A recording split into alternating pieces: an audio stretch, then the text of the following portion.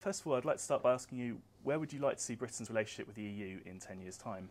I think I personally would like to see the relationship much looser than it is at the moment.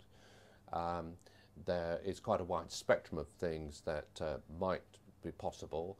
Uh, there is a chance that we'll manage to repatriate quite a number of the powers that the EU presently has over the UK, although I think this is going to be a very difficult task to achieve. I think it's also possible that events will develop over as long a period as 10 years, which will generate much more of an upheaval and possibly a much looser relationship between Britain and the EU than we have at the moment. And if those changes were to take place, what positive benefits would ordinary people and businesses see? Well, I think there are a number of them. One is that at the moment the EU is a very heavy the UK is a very heavy paymaster into the EU, and the net costs of our membership, direct net costs through the budget, are rising all the time.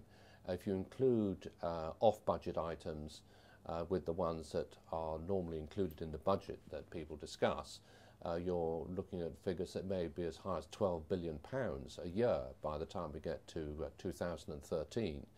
And if the economic situation in Britain doesn't improve dramatically, that's going to be a very heavy burden. So I think we may be able to get rid of that. There are reforms of the common agricultural policy and common fisheries policies, which I think almost everybody in the UK would be happy to support. There's been a problem for a long time with over-regulation from the EU, and hopefully that will be rolled back a bit. But there's also a more political dimension to all this, which is that I think one of the major problems with the EU is the fact that it's really not a very democratic organisation at all. And to repatriate to the UK much more control over what is decided by our national parliament would be a very positive step in the right direction. And you mentioned Britain's budget contributions. I'm just wondering, wouldn't some people argue that rich countries like Britain should pay more in order to sort of help develop poorer countries in Europe? Well, I think they might argue that, but I think there are 2 points being made in that connection. One is that there are a lot of countries in the world which are very much poorer than any countries in Europe, and I would have thought they ought to have priority over countries like those in Eastern Europe who are recent EU joiners. But the second is that the EU budget doesn't really do nearly as much as it could do to help the poorer countries because of the common agricultural policy and because of the regional policy. A large proportion of the subsidies go to countries which are really very well off. So I don't think that's a very strong argument at all. You mentioned the common agricultural policy. What's the problem with that? Well, the problem with the common agricultural policy is again that what it does is to subsidise all the wrong people. A lot of the flows of funds are to the richer countries rather than the poorer ones. The major beneficiaries are agri-businesses and very rich people rather than poor farmers. So internally within the EU, there really isn't much of a case for the common agricultural policy on social terms, but it also has a very, very damaging effect on the third world because the tariffs that the CAP involve make it very difficult for third world farmers to sell their produce to the UK, just exacerbating all the problems of development in third world countries.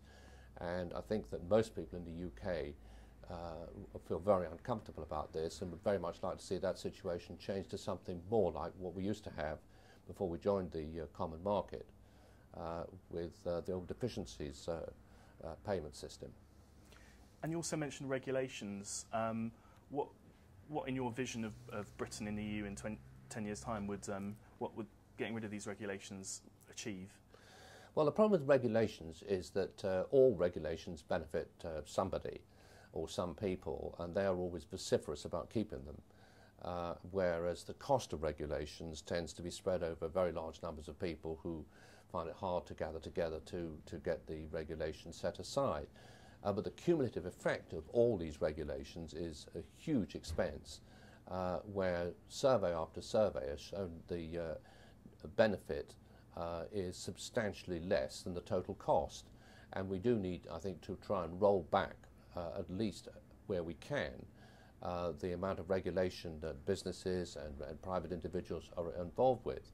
At the very least, what we need to do is to stop the tide of new regulations flowing through.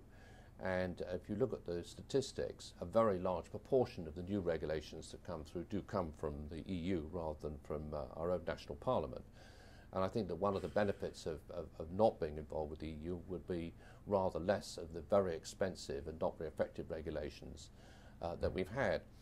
I mean, perhaps the 48-hour week is a typical example where there are some benefits from that, but the costs to the National Health Service, for example, in doctor training are ridiculously high.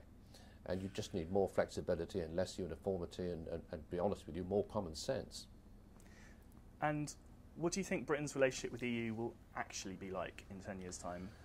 Well, I think there's a wide spectrum of things that could happen. I think that on one side, we may just muddle on the way we are, perhaps not very happy as members, discontent with the terms of our membership, but without a sufficient consensus and to enable any very dramatic changes to be made, and with a government which in the end finds that it's very difficult to get our EU partners to make any significant changes to basically where we are. I think that's one scenario. At the other end, you may find that Britain has a very rough ride economically over the next few years. We're paying very large amounts into the EU and not getting anything like a corresponding amount back again, and that there's more turmoil with the euro and more difficulties internationally, that there may be a much stronger movement in the UK towards changing our relationship really radically, in which case goodness knows what might happen. I mean, I think we might finish up by perhaps still having some form of membership of the EU, but a much looser one than we do at the moment. John Mills, thank you very much.